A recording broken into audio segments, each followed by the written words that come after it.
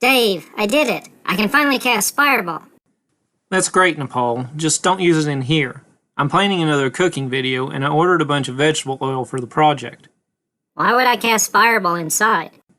Well, you've been pretty jumpy since that owlbear incident. Oh, please. I have nerves of steel. It'd take a lot to scare... Spider! Nepal, no! You did have insurance on this place, right? I don't think it covers spontaneous combustion.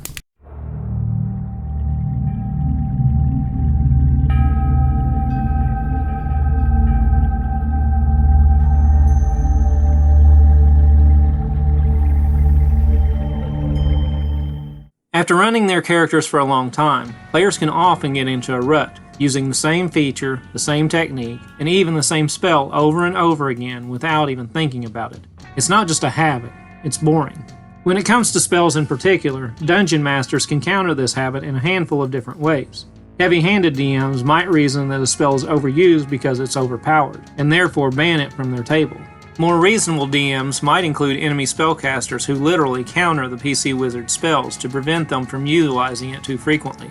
Perhaps the most common approach is to include creatures who are immune or resistant to magic or a particular type of damage which the PCs rely heavily upon, thus forcing them to try different tactics. But today I'm going to show you how to challenge your players' thinking not by countering their favorite spells, but by introducing new consequences instead.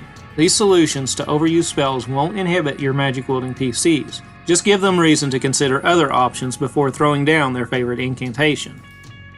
When spellcasters enter a situation and immediately pull out their most used spell, it's time to change things up a bit. A different environment, an unusual item, or a new variation on an old creature can turn an encounter sideways and force your players to change their carved-in-stone strategies. The key to such tactics is not to make the PC spell useless, but to cause it to react differently than the player expects. Perhaps it has unusual side effects in this situation. Maybe it's more powerful than normal. Too powerful, in fact. Anything that turns the run-of-the-mill effects of the spell into something unexpected will do the trick. Stretch your mental muscle as a dungeon master and look through the spells your players know and love. Then consider what would alter that magic in a strange new way. Not sure how to get started? Here are some examples that can help. As Nepal unfortunately demonstrated earlier, fire can be highly destructive. If fire magic is a staple of your party wizard, don't take away their biggest strength just to make an encounter more challenging. Instead, turn it up a notch. What if the party got into combat in a tavern? It's a common enough venue for adventurers, so why not? But as soon as the fight breaks out, the patrons flee, knocking over wooden stools, spilling alcohol across the tables and floor, and generally turning the entire building into a giant powder keg. This may not be enough to deter a wizard from casting Fireball, but it should change the stakes. Now it's not just a matter of defeating the enemy, but also getting out alive. Acid is another nasty damage type useful for decimating opponents. While the number of acid-based spells are few, they may be a favorite for anyone who has ever gone troll hunting. But battling inside a crumbling tower might cause a bit of hesitation from a caustic mage. One miscast of Melf's acid arrow could cause a weak support to dissolve away, sending everyone falling several stories. Healing magic is an integral part of D&D, as keeping player characters alive is what lets them continue their adventure. Countering such magic is something the DM should do sparingly, if at all.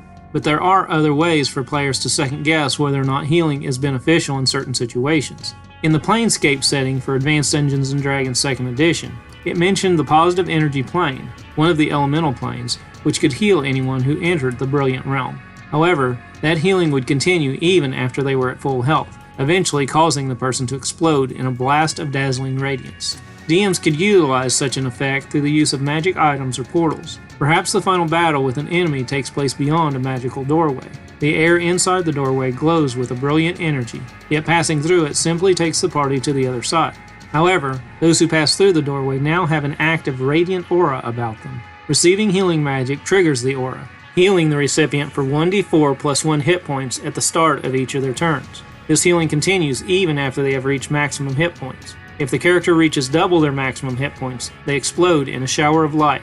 Only dispel magic or taking necrotic damage ends the effect. If the aura is not triggered, it fades after 24 hours.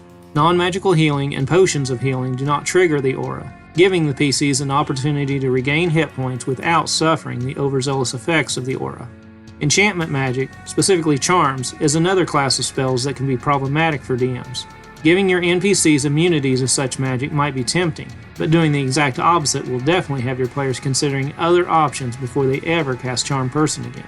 A mischievous Fae enters a town posing as a wealthy traveler. He begins purchasing items from every shop and vendor, paying with rare gold coins. The entire town becomes more accommodating than usual, and when a PC comes along and decides to cast Friends before haggling with a shopkeeper, they suddenly find the entire town fawning over them to the point of suffocation. Meanwhile, the Fae is chuckling in the bushes as he watches his enamored tokens take effect, forcing anyone within range of the charm spell to fall under its influence to the extreme. The enchanter may receive numerous marriage proposals, be showered in a mountain of simple gifts, and never have a moment of peace. Asking for aid from the townsfolk sends them into the nearest dungeon, potentially leaving half the town dead and causing an untold number of negative repercussions because of the simple request. But at least they made some new friends, right? Switching from categories of magic to specific spells, Detect Magic is a simple one that most investigative parties cast without a second thought. But what if the mere use of this spell was enough to garner unwanted attention? A quick alteration to the alarm spell could do just that, perhaps by changing one of the material components from silver thread to gold, creating a fragile alarm that will alert the caster whenever Detect Magic is used on the targeted area. This effect isn't intended to deter players from using the spell in the future, merely to force them into a defensive posture before they notice more dangerous magic in the immediate area. Invisibility can often throw a wrench in the DM's plans, but what if something could see the invisible character? No, not the bad guys, something else. It's time to add unique creatures to the list of alternate solutions. In Lord of the Rings, Frodo was invisible to those around him when he put on the One Ring, but could be seen by Sauron while wearing it. What if something similar happened in your campaign? Thick Air is a variation on air elementals and invisible stalkers, benign creatures that ignore most corporeal lifeforms but can see and are even attracted to invisible beings. These harmless elementals are troublesome to certain magic users, clinging to invisible creatures and remaining even after the spell wears off. After attaching themselves, they thicken the air around their target, generating several effects. The target's speed is reduced by 10 feet, making walking and running more difficult. All bludgeoning attacks made by or against the target deal half damage, as such weapons drag through the thick air, reducing their effectiveness. In addition, the target is constantly under the effect of the Featherfall spell as long as the thick air remains attached. While Remove Curse will cause a thick air to flee, a simpler method of removing the creature is to travel underground. Narrow caves and deep passages are anathema to these elementals, and entering such regions causes them to abandon their target. This video is by no means an exhaustive list of ways to alter the expectations of using common spells in your game. A little creativity can create a number of other situations to change the tactics of your PC spellcasters. How would a PC who relies heavily on the fly spell navigate a windy canyon? How would a bard react when his vicious mockery begins randomly affecting both his enemies and allies inside a magical echo chamber?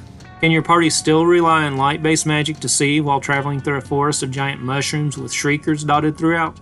Subverting your players' expectations from time to time is important as a dungeon master. If they've used a lot of fire magic lately, they may be waiting for you to throw a hellhound at them. Instead, you trap them with a group of cultists in an old barn filled with hay bales and horse manure. Still want to cast that fireball? The cultists are definitely not immune, but neither is anything else in the building, not to mention the building itself. Countering spells and adding immunities takes away options from your players, but altering the effects of their spells in ways they can recognize and in some cases predict forces them to adapt and think in imaginative ways. And there's nothing more important in this game than imagination.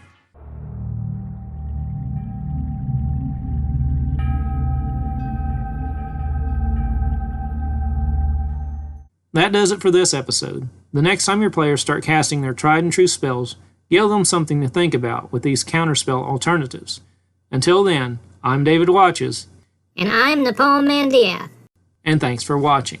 Special thanks to my longtime friend Bill Batchelor for creating the logo for this channel, and to Dylan Smith for the character art used in this and other videos. I couldn't have done it without them. For more D&D tips, check out these hot videos.